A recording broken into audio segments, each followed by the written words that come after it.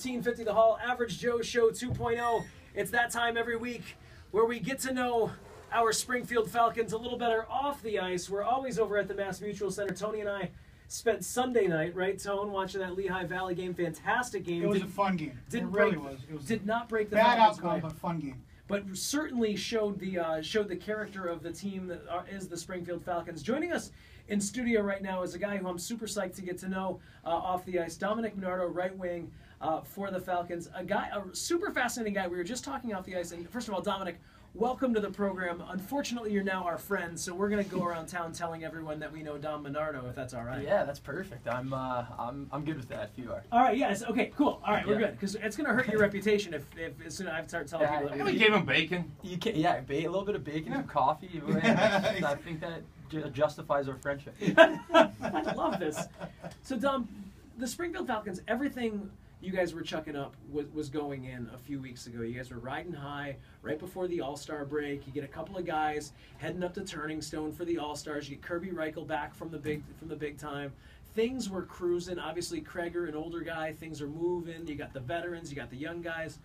What's changed in the last couple of weeks? Is it as easy as just market correction? Sometimes the bounces go your way for a while, and sometimes they don't? Well, I mean, obviously hockey's it's a streaky game, and obviously, like you said before, things were going well for us, and kind of everybody was clicking at the same time. And but unfortunately, I mean, playing in the American Hockey League, there's a lot of moving parts, and Sure. a lot of people kind of obviously, like you said, going up and down, and so it's not quite the same team every night, and from week to week, you can't guarantee who's going to be here and who's not. And, Truth.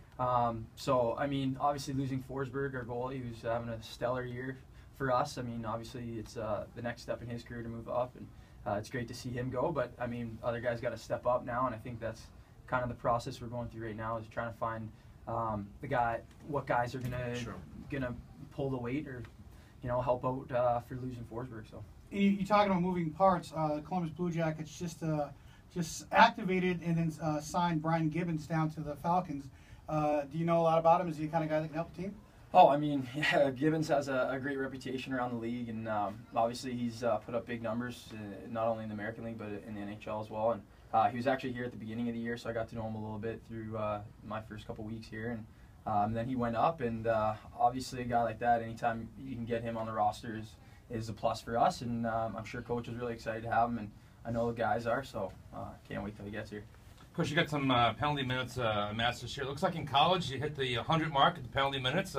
You coming in here, you look a little you look like you're in a fight already today here. So now, is this you? Do you like to instigate something, or you don't know what's going on here? You're just in a bad place at the wrong place at the wrong time, and people are starting fights with you. What's going on here? Well, I mean, What's going on? I don't know. You know what? I walked in here, and the first thing one of the ladies here said I was a little guy. So So you punched her right in? Yeah, no, I didn't do anything with that. But it's just being, I guess, a little guy. There's a lot of big guys out there, and you can't be intimidated. So I mean, I like to play a little bit on the edge and kind of be feisty. I guess a little bit feisty. Little guy at 5'11". Maybe for hockey, I guess. Yeah, Professional hockey. Yeah, You know what? exactly. Dom and I are on the same. We're on team shorter than normal. It's He's a lot okay. taller than you. Well, you know what? He's got me by 6 or 7 inches. He's a lot more hair than you too. I'm a tall 5'11". We're talking about Dom The Monardo. black guy gets you about 4 inches. Yeah, the It black does. guy. You know what? The black guy's gone a long way for, I guess, conversations throughout the town. So it's helped Where'd me you get to that know. one? This was a friendly elbow. Friendly? Yeah, I'm not really sure what hit me. 2 people hit me, and something whacked me in the eye, and I came out with a cool shiner. Tell me the truth though. You walk into a bar, hockey player. Do you do that to women? No. I mean, You got to lose some teeth though. You got all your teeth there. What's going hey, on knock there? on wood. One of my uncles is a dentist, and we've been good so far. I haven't had to utilize the discounts from him yet. We're speaking with Domenic Monardo of the Springfield Falcons. The Falcons, by the way, back at the nest on Friday. It's always great when the Hartford Wolfpack rolls into town, because Hartford brings a ton of its fans, and we want to make sure that we match every Hartford fan with 5 Falcons fans. So go to falconsahl.com, grab some tickets, head over to the box office at the Mass Mutual Center, grab some tickets now. Friday night, what a great way to spend a Friday night. Let's talk a little bit about one of your friends, Malcolm Subban, because here we are right now, really on the precipice here in Bruins country what we believe will be Malcolm Subban's NHL debut tomorrow night against the Edmonton Oilers. You know him quite well. What can you tell us about Malcolm Subban that maybe people who don't know him so well don't know? You know what? Actually, it's kind of funny because we go way back with my family and the Subban family. I mean, I started hockey when I was about 6 or 7 years old. Sure.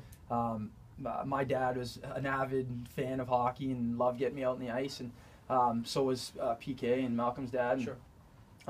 So growing up, I remember skating with him multiple times. Yeah. At little rinks and stuff. But the thing about Malcolm is that he wasn't a goalie until he was like 13 or 14 years old. Yeah. So he was a player. So that's kind of, especially 13, 14, that's Did real. he dive a lot like his brother? Oh, you know what? He's actually, I will give him credit. He's absolutely nothing like his brother. He's Really? Good. His brother is very, very loud and outspoken, and Malcolm just kind of hangs out and just does his thing. And he I think he's learned from always being beside his brother, who's talking so much, to just kind of take a backseat and stuff like that. But he's just a great kid, obviously a great player, and I mean, I wish I would have put one past him and last game there, but you know what? He won that one, but we'll get the next one. So We're talking with Domenic Monardo, the Springfield Falcons. One follow-up question on the Subban. Yep. There are 3 Subbans, Jordan as well. Yep. If you had to say, and again, I don't want to get in trouble with your friends, with the Subbans.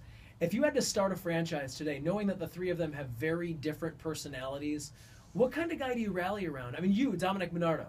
I mean, I've been one to been known to talk a few times here and be vocal. So I mean, I can't blame PK for that. Sure. And obviously, what he's done in the NHL is just the second Best to none. I mean, players in the league, yeah. Exactly. And so I mean, it's kind of hard to pass up on a guy like that. But Malcolm is a hell of a goalie, and Cool.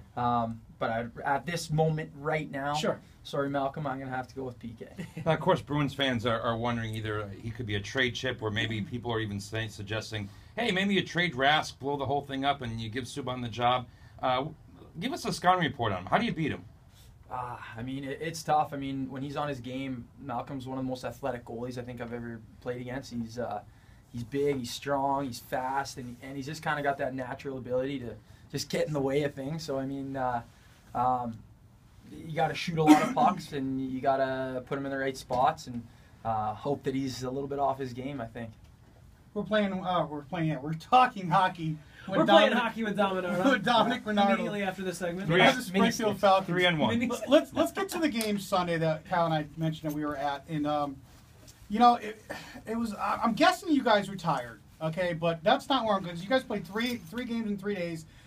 It was a day game after a night game. You guys seemed to find some energy in the third period. He came back from a 4-2 deficit. But the thing I want to get to is Oscar Danis was in goal. He'd given up 4 goals on 11 shots, which seems absolutely horrible, but a lot of breakdowns right in front of the poor guy. And even the game winner in overtime was on a breakaway. Yep.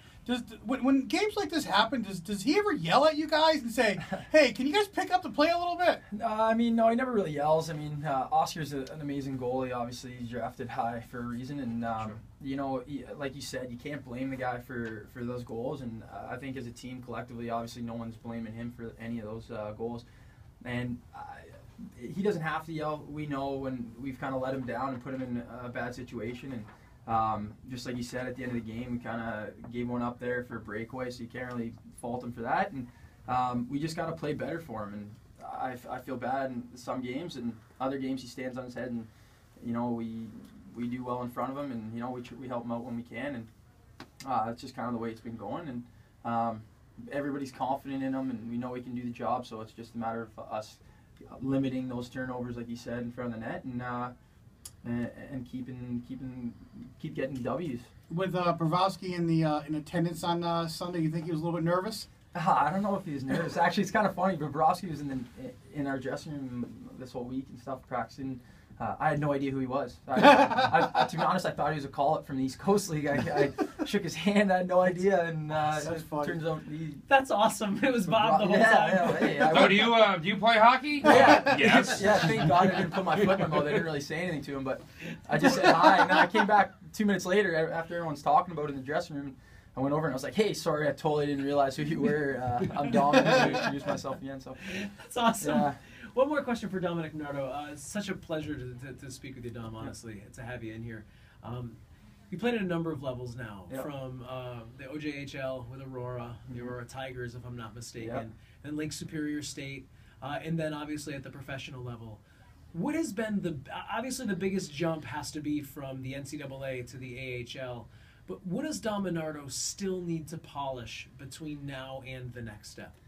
Is my coach listening? I think a little bit of everything. I can call him if you want help. Yeah, no, it's all right. I'm sure he already knows. I mean, obviously, like you said, it is a big jump coming from the NCAA. Guys are a little bit smaller, not as fast, and you get here, and obviously this is the best of the best from the lower levels, and or else you don't move up. So you get here, and everybody's a lot bigger, a lot stronger, and I just find that at this level, any play you make, there's no chance. You can't leave anything to chance. A lot of the plays are there to be made, but you got to make them exactly on.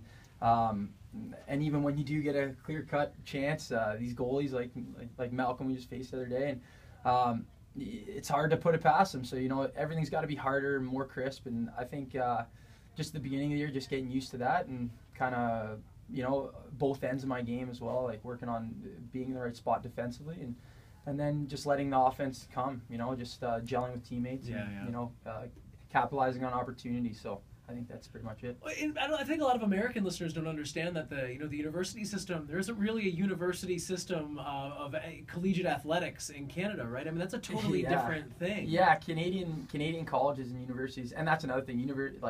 University is a higher thing here. College and university, it's all kind of the same. In Canada, colleges is a little bit lesser than a university, and especially the athletic programs aren't seen in the same light as the NCAA is, obviously, with the traditional. You get away with more stuff, huh? Okay. Yeah, a little bit. Yeah, you can get away with a little bit more, but it was a dream come true. That was honestly my goal as a young kid, is to get a scholarship and go to American University, and it was a dream come true. And like I said, and best 4 years of my life. And that's awesome. So it's been a treat to be able to. I played in the East Coast League last year, had a good year, and now to get this opportunity is definitely another dream, I guess. Looking at your stats, you're shooting a lot. Yeah. You know what? 9 goals, 2 assists. He's not passing much. He's shooting. I love it. I love it. You know how hard it is to skate up and down the ice. So when I get down to the offensive zone and I get the puck, I mean, it's I'm not wasting my chance here. I got to skate all the way back, come all the way back, shoot again. And if somebody gets in your way, you'll punch them right in the mouth. Right? Hey, don't tell them that. I don't want to create any enemies out there.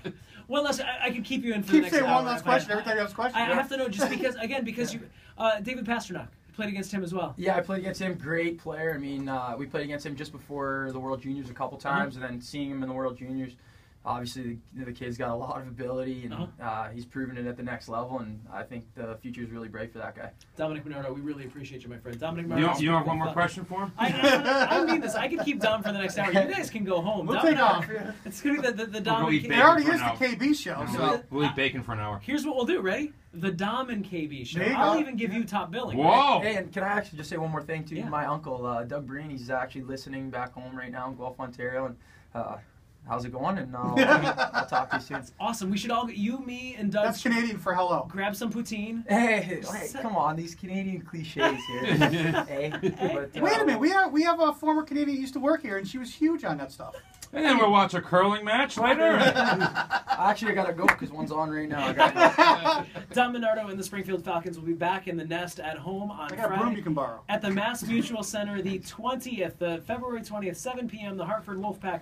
Let's take every Hartford Wolfpack fan and add 5 Springfield Falcons fans to the Mass Mutual Center. Go to falconsahl.com, grab your tickets there, or the Mass Mutual Center box office. Dom Monardo, an honest pleasure, my friend. Thank you so much for coming in. Thank you, guys. Thank you. All right, guys, let's stick around. On the other side of the break, we're going to keep the conversation